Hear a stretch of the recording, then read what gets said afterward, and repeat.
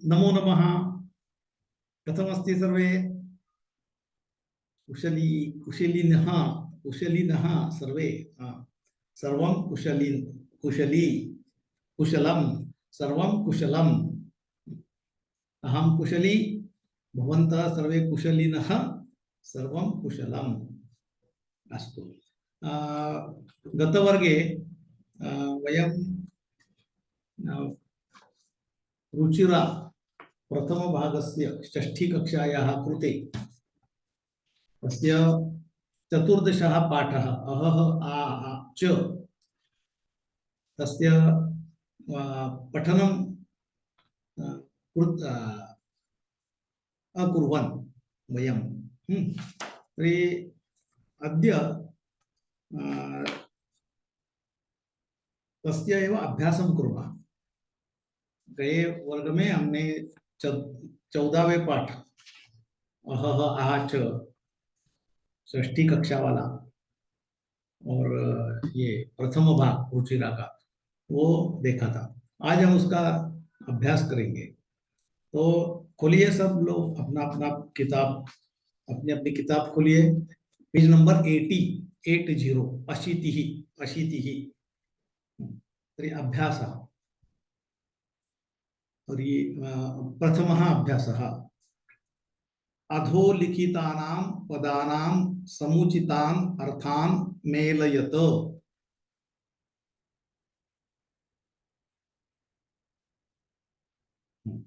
पढ़ा आपने? क्या अर्थ है उसका?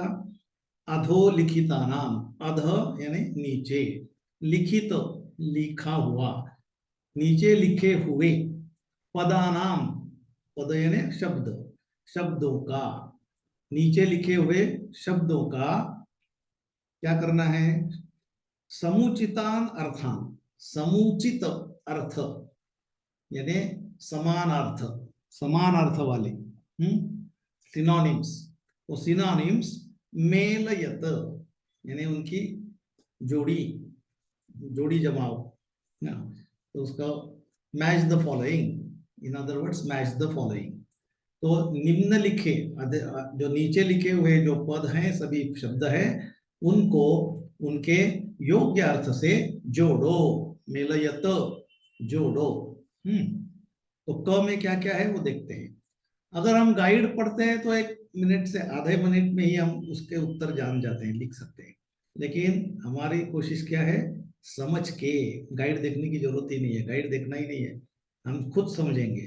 खुद समझेंगे, अर्थ समझ के अगर हम करेंगे तो वो ज्यादा देर तक दिमाग में रहेगा। नहीं तो सिर्फ उत्तर देख के थोड़ा ये करके भूल जाएंगे बाद में। तो ऐसे हमारी सिस्टम क्या होगी? हम हर चीज का मूल से संशोधन करेंगे, स्टडी करेंगे और जान लेंगे और फिर उत्तर लिखेंगे, है ना? हाँ, तो उसका बेनिफिट होगा। तो देखते हैं क में क्या है पहले? हस्ते। अर्थ क्या है होगा उसका? हस्त, हाथ, हाथ। हस्त मूल शब्द है, पर लेकिन उधर क्या है? हस्ते, हस्त, हस्ते, सप्तमी एक वचन है। हाँ, हस्ते। उसका अर्थ क्या है कि हाथ में। हस्त अकारांत पुल्लिंग, देव जैसा, तो उसकी सप्तमी क्या होगी? देवे, देवयोः देवेषु सप्तमी, हस्ते हस्तयोः हस्तेषु सप्तमी। तो हस्ते, इसका मतलब क्या है? हस्तः अस्ति, लेखनी अस्ति, लेखनी हस्ते अस्ति, हस्ते अस्ति, हस्ते लेखनी अस्ति। तो हस्ते का अर्थ समझ में आया? हस्त के लिए दूसरा शब्द होता है कर, कर। तो कर कोई अकारांत है, उसका क्या होगी सप्तमी? करे, करः अस्ति, लेखनी करे अस्ति। तो क्या होगा अपना हस्ते का समानार्थी? करे। दूसरा देखते हैं, सद्य। सद्य, सद्य यानी झटित, शीघ्र, यानी जल्द, क्विकली, क्विकली, इसका अर्थ है क्विकली। तो वो क्या होगा? शीघ्रम। तीसरा है तो सद्य शीघ्रम। तीसरा है सहसा, सहसा म्हणजे सडनली, सडनली, एक यकायक। तो यकायक सहसा है, उसके लिए दूसरा शब्द होता है अकस्मात, अकस्मात क्या हो गया, हिंदी और मराठी में भी ये शब्द है, हस्त भी है, सहसा भी थोड़े लोग बोलते हैं, अकस्मात भी बोलते हैं। अब मैं तो उधर गया था, अकस्मात मुझे मेरा फ्रेंड मिला, ऐसे हम बोलते हैं अकस्मात। तो इसे सहसा, सहसा का होगा अकस्मात। उसके बाद है धनम। तो धनम आ, का द्रविणम ऐसे जोड़ा है, लेकिन मुझे वो ज्यादा पसंद नहीं आया इसलिए, लेकिन चलो बाकी सब मिलते हैं। तो धनम को भी जो बचा हुआ है वो द्रविणम। द्रविणम का सही अर्थ धनम ऐसे थोड़ा मुश्किल लगता है मुझे, ऐसा तो नहीं है उसके, द्रविणम का किंचित अर्थ भिन्न होता है, लेकिन चलो थोड़ा मिलता जुलता है, तो धनम को हम द्रविणम से मिलाते हैं बाकी के छोड़ के। तो आकाशम, आकाशम जो ऊपर है, आकाशात पतितम तोयम यथा गच्छति सागरम सर्वदेव नमस्कारम केशवम प्रति गच्छति, ऐसे जो श्लोक है हमारा, आकाश से जो पानी गिरेगा वो सभी नदियों से समुद्र की तरफ ही जाता है और फाइनली समुद्र को ही मिलता है। कहीं भी वर्षा हुई, यहाँ भी हुई, अमेरिका में भी हुई, ऑस्ट्रेलिया में भी हुई, उधर भी हुई, तो भी नीचे गिर के फाइनली नदियों के द्वारा समुद्र में ही जाके मिलता है। वैसे हम किसी भी देव को पूजा की तो फाइनली एक ही देव के पास जाती है, केशव के पास जाती है। ये श्लोक है, आकाश शब्द उधर आया था इसलिए। हाँ, तो आकाश यानी दूसरा शब्द है गगन। गगन, आकाशम गगनम इति। तो आकाशम के लिए गगनम। आगे है धरा। धराम यानी धरा यानी पृथ्वी, धरा को द्वितीय एक वचन है धराम। तो यहाँ क्या होगा, धरा के लिए पृथ्वी, पृथ्वीम। पृथ्वी उसका भी द्विवचन, द्वितीय एक वचन होगा पृथ्वीम। तो यहाँ केवल अर्थ मिलाना नहीं, उसकी विभक्ति भी मिलनी चाहिए, है ना। तो धराम यानी पृथ्वीम, आकाशम। सो एक बार सब देखते हैं पहले से। हस्ते, करे, सद्य, शीघ्रम, सहसा, अकस्मात, धनम द्रविणम, आकाशम गगनम, धराम पृथ्वी। हो गया, आसान है। आगे चलते हैं, द्वितीय अभ्यास। मंजूषात उचितम विलोम पदम चित्वा लिखत।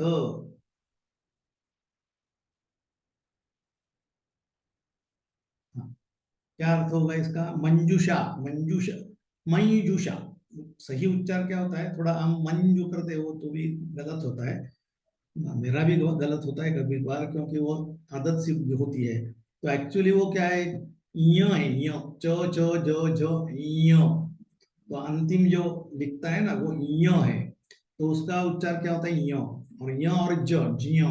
तो मंजू, मैजू, मैजूषातः, किंचित डिफिकल्ट है उसका उच्चार, मैजूषातः। चलो मंजूषातः थोड़ा गलत है उच्चार, सही उच्चार मंजूषा। तो मंजूषा इत्युक्ते वो जो ब्रैकेट दिया हुआ है पूरा, वो ब्रैकेट से, ब्रैकेट से यानी कंस, कंस या ब्रैकेट, वो ब्रैकेट से। मंजूषा तह, मंजूषा यानी ब्रैकेट, मंजूषा तह, तह जो जोड़ा है उसको आगे, इसका मतलब है उससे। सो ब्रैकेट से, उचितम, उचितम यानी योग्य, योग्य यानी एक्यूरेट, योग्य, सही, सही, सही। विलोम पदम, विलोम पदम इत्युक्ते अपोजिट अर्थ, विरुद्ध अर्थ का, विरुद्ध अर्थ का पद, विलोम पद, विरुद्ध अर्थ का पद यानी शब्द। चित्वा, चित्वा यानी चुन के, लिखत, लिखो, सभी लिखो। सो कोष्टक में से योग्य शब्द, योग्य कौन सा, विरुद्ध अर्थ का शब्द चुन के लिखो, ये अर्थ हो गया। अब देखते हैं कि क्या क्या है, उसका भी अर्थ देखते हैं। प्रविशति, सेवक, मूर्ख, ने नेतुम, नीचैहि, दुखितः। तो पहले चतुर, चतुर का अर्थ क्या है, क्लेवर, क्लेवर। तो उसके आगे से क्या होगा, मूर्ख, चतुर मूर्ख। दूसरा है आने तुम, मम रमेशः आपणं गतवान् किं कर्तुं पुस्तकम् आनेतुं पुस्तक लाने के लिए आनेतुं लाने के लिए फिर उसका विरुद्ध क्या होगा ले जाने के लिए लाने के लिए ले जाने के लिए वहां से यहाँ तक आने तुम यहाँ से वहां लेके जाने के लिए क्या होगा तो फिर ने तुम ने लेके जाने के लिए ने तुम उसका आने तुम जैसे गच्छति यानी जाता है आगच्छति यानी आता है उसके अंदर तो ने लाने का है तो उसका उलट लेके जाना है वहां से लाया या वहां से यहां से वहां लेके गया लाया या लेके गया तो लाने के लिए उसके बाद उसके अपोजिट लेके जाने के लिए तो आने तुम ने तुम निर्गच्छति निर्गच्छति यानी यहां से बाहर जाता है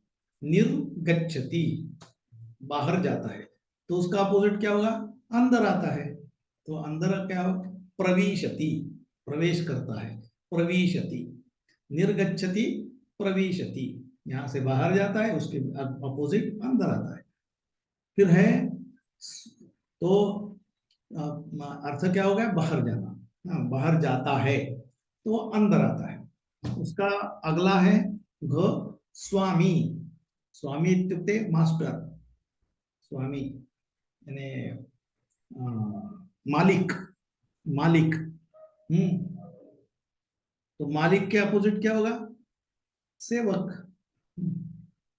कोई ओनर है मालिक है या कोई स्वामी है या तो उसका नौकर होगा नौकर या सेवक स्वामी या नौकर या सेवक तो संस्कृत में सेवक बोलते हैं नौकर ये संस्कृत शब्द नहीं है नौकर या सर्वंट ये संस्कृत शब्द नहीं है उसके लिए संस्कृत शब्द है सेवक सेवक ये मूल शब्द हो गया लेकिन स्वामी प्रथमा एक वचन है तो सेवक का भी सेवक अग्रे प्रसन्न प्रसन्न इत्युक्ते मैं प्रसन्न हूँ भगवान हम कथा में सुनते हैं ना भगवान बोलता है मैं प्रसन्न हूँ जो चीज तपश्चर्या की किसी ने ऋषि ने तो भगवान प्रसन्न हुए और बोले भगवान प्रसन्न हुए और बोले मैं प्रसन्न हूँ जो चाहे वो मांग लो तो ये तो हमारा सभी लैंग्वेज में वर्ड है संस्कृत में भी है प्रसन्न तो उसका यानी हैप्पी तो उसके आगे उस क्या होगा दुखित दुख वो भी हमारा सब जानते हैं सभी लैंग्वेजेस में आमतौर पर 70% या 80% शब्द तो कॉमन होते हैं हिंदी में एंड संस्कृत में या मराठी में और संस्कृत में कॉमन होते हैं तो वैसे ही ये सभी है तो प्रसन्न के अगेंस्ट है दुखित उसके आगे है उच्चैहि उच्चैहि सिंह उच्चैहि गर्जति उच्चैहि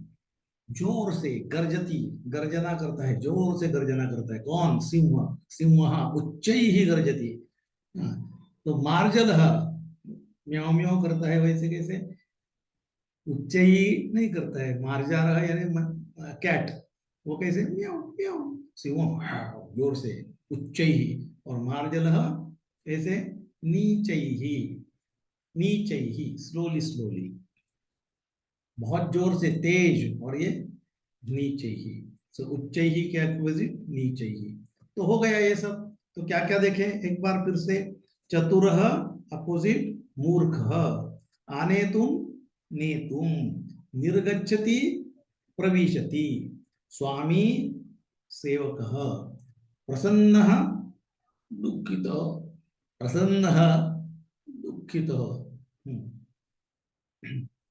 उच्चैः नीचैः नीचैः स्पष्टम् अग्रे गच्छामः अग्रिमः प्रश्नः तृतीयः प्रश्नः मञ्जुषातः उचितम् अव्ययपदं चित्वा रिक्तस्थानानि पूरयत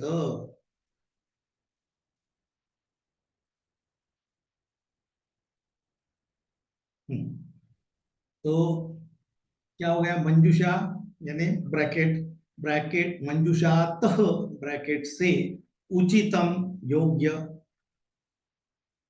चित्वा चुन के रिक्त स्थानानि एम्प्टी स्पेसेस पूरयत भरो।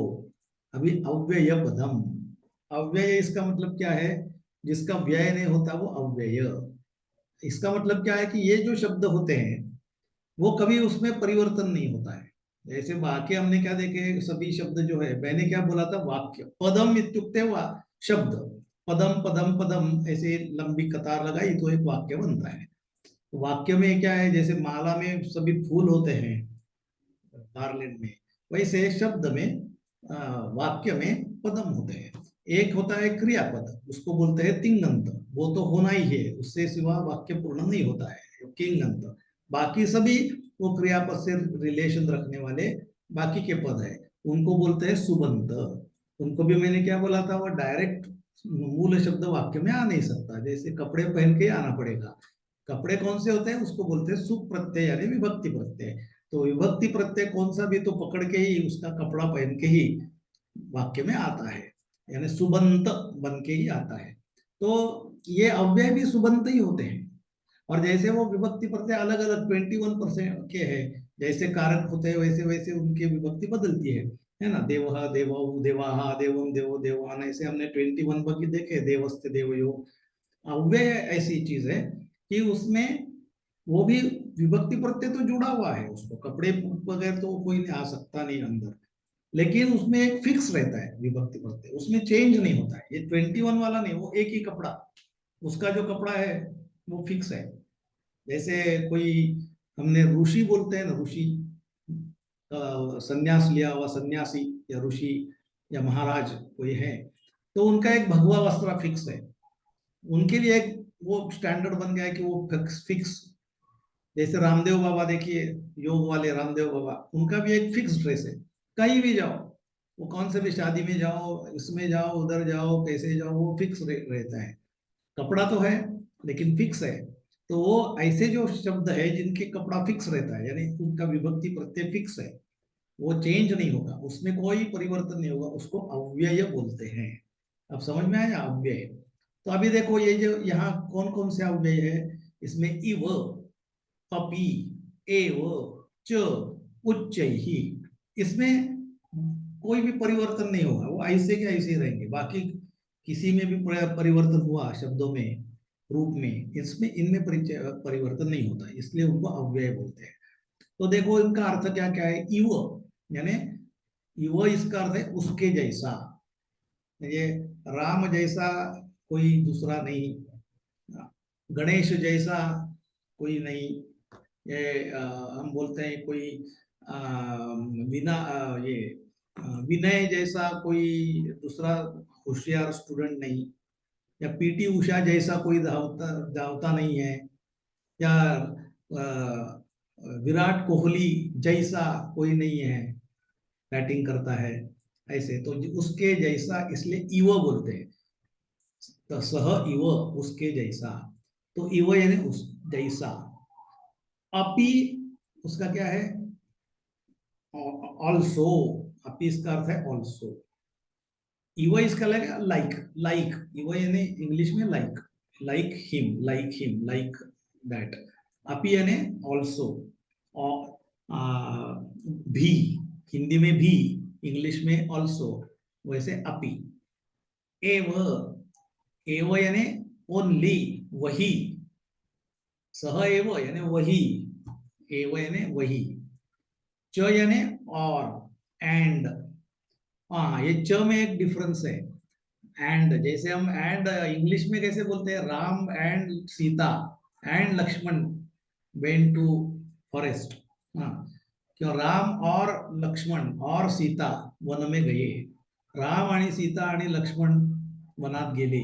मराठी हिंदी इंग्लिश में वैसे बोलते हैं, लेकिन संस्कृत में थोड़ा डिफरेंट है। वो जो एंड बीच में लाते हैं ना, वो च एंड में लाते हैं। जैसे राम लक्ष्मण सीता च वनम गच्छति, ये फर्क है, थोड़ा ध्यान रखना।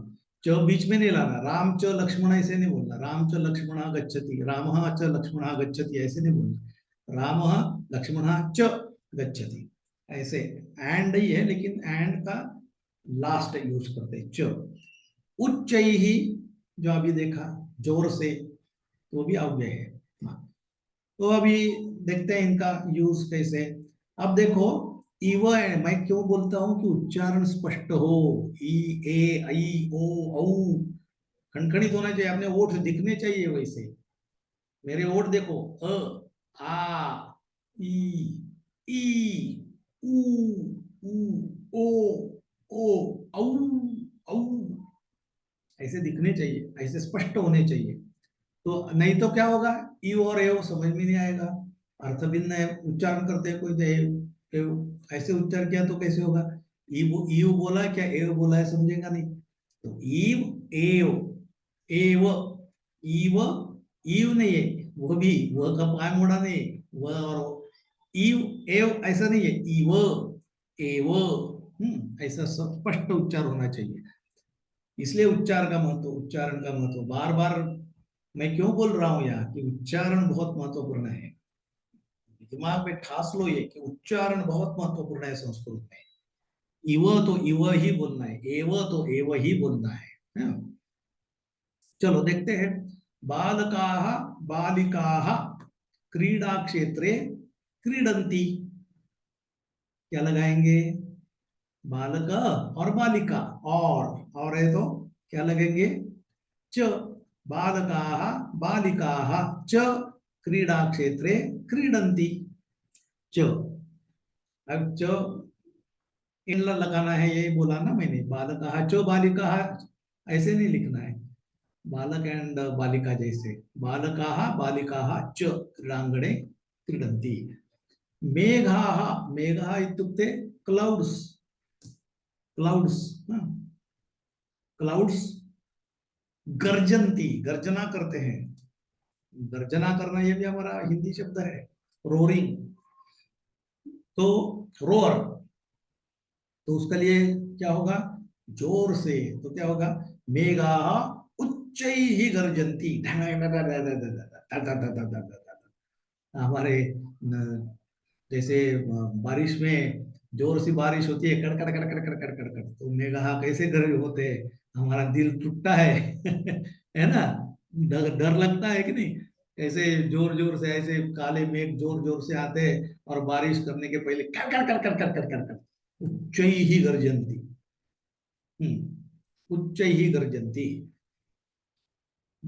आगे है, बकः हंसः श्वेतः भवति। भवती यानी होता है, श्वेत यानी व्हाइट, श्वेत यानी व्हाइट, व्हाइट होता है।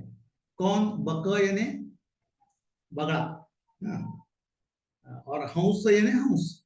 तो बगला, बगड़ा को क्या बोलते हैं हिंदी में, वो बगड़ा जो होता है मराठी में बोलते हैं बक, वो हंस जैसा व्हाइट होता है, दोनों व्हाइट है। तो बगड़ा, बकस भी हंस जैसे व्हाइट होता है, तो जैसे के लिए क्या बोला, इव। तो बकः हंसः इव श्वेतः भवति। अग्रिम तो सब जानते हैं, सत्यम एव जयते। मतलब क्या है, सत्य जो है वही जीतता है, असत्य कभी जीतता नहीं है। असत्य की थोड़ी देर के लिए जय होगी, लेकिन अंतिमतः वो पराजित ही होता है। सत्य ही हमेशा जीतता है, उसका ही जय होता है, विजय होता है, और ट्रूथ ऑलवेज विंस। एव, अहम पठामि त्वम, और तुम भी पढ़ो। अहम पठामि मैं पढ़ता हूं, तुम भी पढ़ो। तो भी के लिए क्या बोला, अपि। तो अहम पठामि त्वम अपि पठ। स्पष्टम। देखो कैसे लगा, या अगर हम केवल एक एक शब्द बोलते तो 2 मिनट में खत्म होता, लेकिन अर्थ समझ में आता क्या। इसलिए यह हर चीज का अर्थ समझना है, तो आगे आगे चलकर इसका बेनिफिट है। आगे आगे चल के यही शब्द आए, इव अपि एव च उच्च ही, किधर भी आए तो हमें याद आएगा, अरे ये हमने लिखे हैं, अभी पक्का हो गया। नहीं तो अभी यहाँ लिख देंगे, फिर वहां जाके फिर से समझ में नहीं आएगा। तो ये परमानेंटली हो गए, है कि नहीं, थोड़ा समय दिया तो परमानेंटली हो जाता है। चलो, चतुर्थः प्रश्नः, अधोलिखितानां प्रश्नानां उत्तरम लिखत। अधोलिखितानां, अध नीचे, लिखे हुए, एक बार पढ़ो, मैंने समय नहीं दिया। अधोलिखितानां प्रश्नानां उत्तरम लिखत।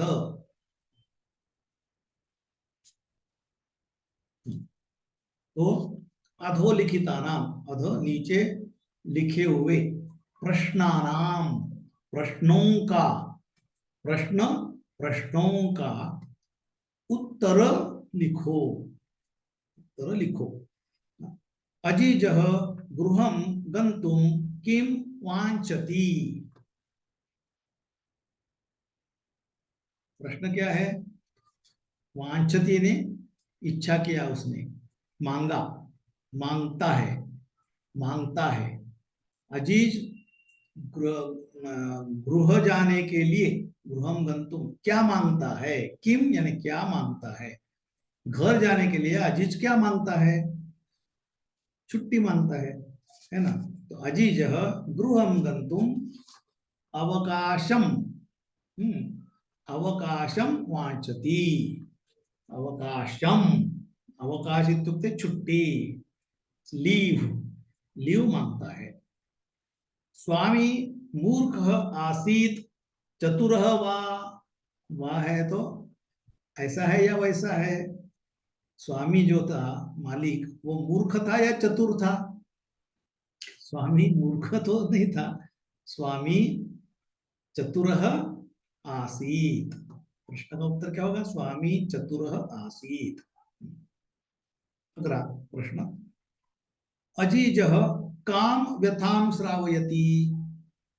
काम व्यथां श्रावयति, श्रावयति इत्युक्ते सुनाता है। क्या सुनाता है? व्यथा।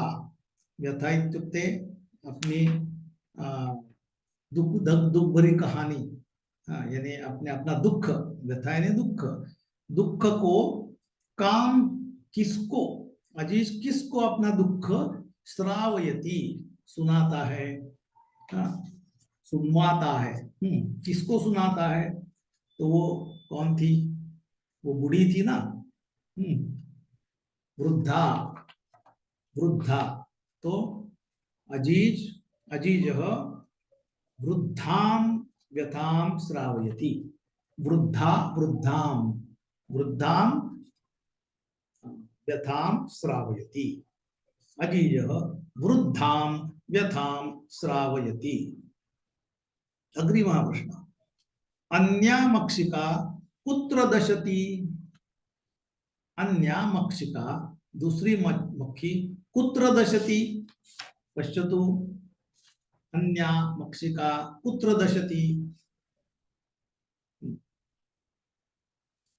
तो देखो पुस्तक में क्या है? अन्या मक्षिका ललाटे दशति। अन्या मक्षिका ललाटे, ललाटे, ये ललाट, ललाटे, ललाट, ललाटे दशति। अन्या मक्षिका ललाटे दशति। अग्रिमः प्रश्नः, स्वामी अजीजाय किं दातुं न इच्छति। किं दातुं न इच्छति। अजीज को स्वामी क्या देना नहीं चाहता था? धनम, धन देना नहीं चाहता था। तो स्वामी अजीजाय धनम दातुं न इच्छति। पांचवा प्रश्न है, फिफ्थ, पंचमः प्रश्न, निर्देशानुसारं लकार परिवर्तनं कुरुत। अतः निर्देश यानी दिखाया गया, यानी उदाहरण, नीचे उदाहरण दिया है, वो उसके अनुसार, वही वो उदाहरण जैसे, निर्देशानुसार, निर्देशानुसारम, निर्देश के यानी दिखाया गया है वैसे, लकार परिवर्तनम कुरुत। लकार परिवर्तन यानी वो जो वर्तमान काल जो है तो उसका भूतकाल करो, या भूतकाल है जो जो बताया है वो करो, है। तो वो देखते हैं क्या है, एक एक। तो पहला उदाहरण क्या दिया है? उन्होंने, वो देखते हैं पहले। तो पहला क्या है, अजीज परिश्रमी आसीत, यानी ये भूतकाल मध्ये है, उसका उन्होंने लट लकार है, लट यानी वर्तमान काल, लंग लकार में है, लंग लकार यानी भूतकाल, लट लकार यानी वर्तमान काल। तो अजीज परिश्रमी था, उसका वर्तमान काल क्या होगा, अजीज परिश्रमी है, अस्ति। तो अजीज परिश्रमी अस्ति, हाँ, परिश्रमी अस्ति, ऐसे उदाहरण दिया है। तो अब देखते हैं हम कैसे होता है।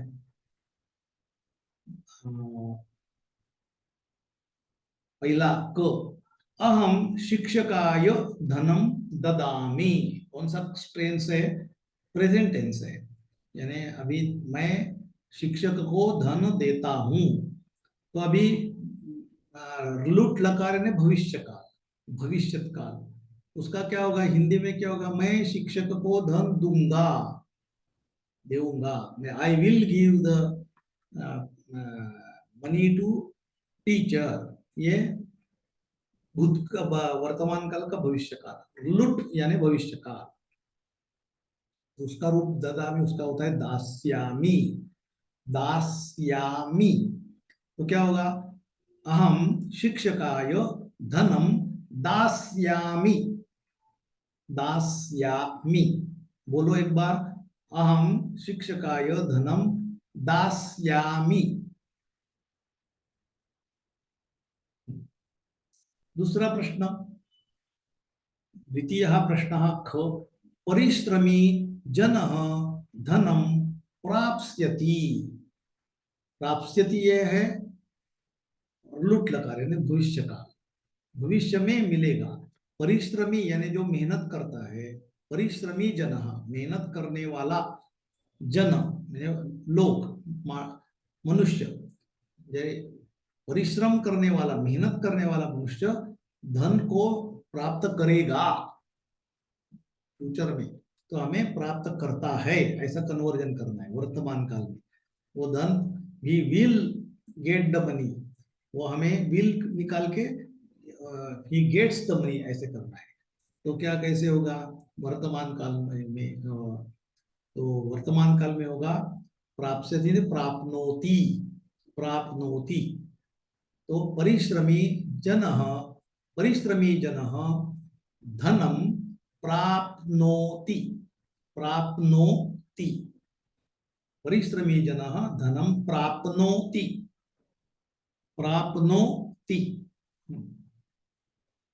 अगला प्रश्न है, स्वामी उच्चैः वदति, अभी उसने वर्तमान काल में है ये, स्वामी जोर से बोलता है, वो लंग लकार यानी भूतकाल में करना है, स्वामी उच्च ही बोला, स्वामी उच्च ही बोलता है, ये स्वामी उच्च ही बोला, स्वामी लाउडली टॉक्ड, स्वामी टॉक्ड लाउडली, स्वामी टॉक्स लाउडली, उसका चेंज करना है भूतकाल में। तो कैसे होगा, स्वामी उच्च ही अवदत, अवदत, त का पाय मोड़ना है, अवदत, स्वामी उच्चैहि अवदत्।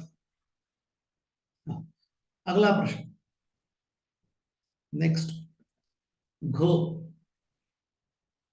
प्रश्न, अजीज पेटिकां गृह्णाति, यानी अजीज गृह्णाति, गृह्णाति यानी लेता है, पकड़ता है, पकड़ता है, अजीज पेटिका को पकड़ता है। अब उसका ये वर्तमान काल है, उसको अर्लुट यानी भविष्य काल में करना है। तो कैसे होगा, गृह्णाति हो तो ग्रहिष्यति, ग्रहिष्यति, गृह्णाति ग्रहिष्यति, ग्रहिष्यति। तो कैसे होगा, अजीज पेटिकां ग्रहिष्यति, ग्रहिष्यति, लेगा, पकड़ेगा। ऐसे लकार के डिफरेंट है, तो हम एक बार लकार के बारे में आगे लेक्चर सभी लोगों के लिए रखेंगे, एक वीडियो में लकार के लिए सबके लिए बना के भेजूंगा, तब तक इतना समझ लो। अगला, नेक्स्ट क्वेश्चन, त्वम उच्चैः पठसि, अब ये इसका अर्थ क्या है? तुम बहुत जोर से पढ़ते हो। You you read very loudly. तो उसका लोट लकारे, आज्ञा, लोट यानी आज्ञा, लोट करना, लोट लकार यानी आज्ञा करना है, उसको बोलना है, ऑर्डर करना है कि तुम उच्च ही पढ़ो, पढ़ते हो नहीं, पढ़ो, ऐसे करना है। यू टॉक लाउडली या यू रीड लाउडली, ऐसे बोलना है। तो संस्कृत में कैसे होता है? वो थोड़ा डिफरेंट होता है। पठतु, आज्ञा करना है तो पठतु, त्वम उच्चैः पठतु। ये होगा। तो ये क्या क्या हो गए प्रश्न के उत्तर? अहम शिक्षकाय धनम दास्यामि। दूसरा है परिश्रमी जनः धनम प्राप्नोति, प्राप्नोति। तीसरा है स्वामी उच्चैः अवदत्। चौथा है अजीजः पेटिकां ग्रहीष्यति, त्वम उच्चैः पठतु। क्षम्यतां, पठतु नहीं, सॉरी, पठतु, भवान पठतु। भवान ऐसे नहीं है, अभी हमने त्वम बोला है, तो उसके क्या लिए पठ, पठतु नहीं होगा, पठ। हम क्या बोलते हैं हमेशा? आप ही बोलते हैं ना, तुम कभी बोलते नहीं है संस्कृत में, तो मुंह में मेरे वो बात वैसी घुस गई। मैं सबको आप ही बात करता हूँ, आप संस्कृत में। तो आप बोले तो भवान पठतु, ऐसे होता है। लेकिन हम तुम बोल रहे हैं, अभी तुम बोल रहे हैं, तो पठतु नहीं होता है। तो उसके लिए क्या होता है? पठ, पठतम, पठतम। यानी पठ, त्वम पठ, त्वम पठ, ऐसे होगा। ओके। हाँ, तो लास्ट क्वेश्चन, छठा क्वेश्चन, प्रश्न, छठः, षष्ठः प्रश्नः, षष्ठः संस्कृत में बोलेंगे षष्ठः। षष्ठः प्रश्नः, अधोलिखितानि वाक्यानि घटनाक्रमानुसारं लिखत।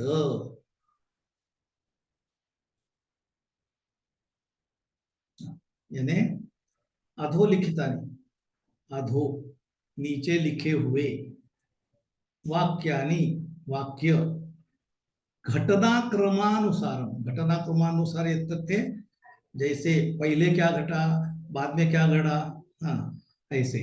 जैसे क्रोनोलॉजिकल, क्रोनोलॉजिकल ऑर्डर, यानी समय के, पहला समय पहले क्या हुआ, बाद में क्या हुआ, बाद में क्या हुआ, ऐसे लिखत।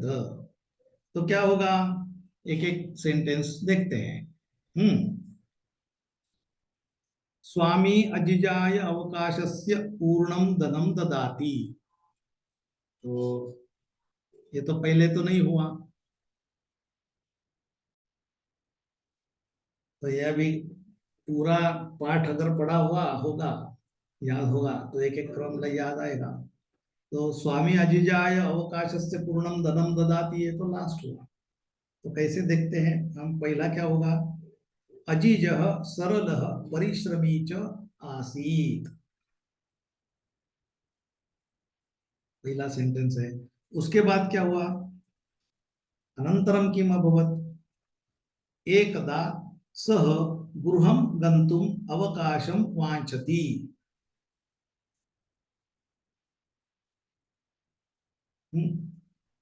अनंतरम किम? तृतीय, अजीज पेटिकाम आनयति। उसके बाद क्या हुआ? अनंतरम किम? मक्षिके स्वामिनम दशतः, मक्षिके स्वामिनम दशतः। उसके बाद क्या हुआ? पीड़ितः स्वामी अत्युच्चैः चित् करोति। और फाइनली कौन सा हुआ? षट, स्वामी अजीजाय अवकाशस्य पूर्णम धनम ददाति। अस्तु। तो ये अभ्यास कंप्लीट हो गया, तो ये पाठ हमारा पूर्ण हो गया। ऐसे अगर हम पाठ करते अभ्यास करेंगे एक एक अर्थ समझ के, तो उसका लाभ ज्यादा होगा। तो अभी यही हम रुकते हैं। सर्वे भवन्तु सुखिनः, सर्वे सन्तु निरामयाः, सर्वे भद्राणि पश्यन्तु, मा कश्चित् दुःखभाग् भवेत्। ओम शांति शांति शांति। धन्यवादः। पुनर्मिलामः।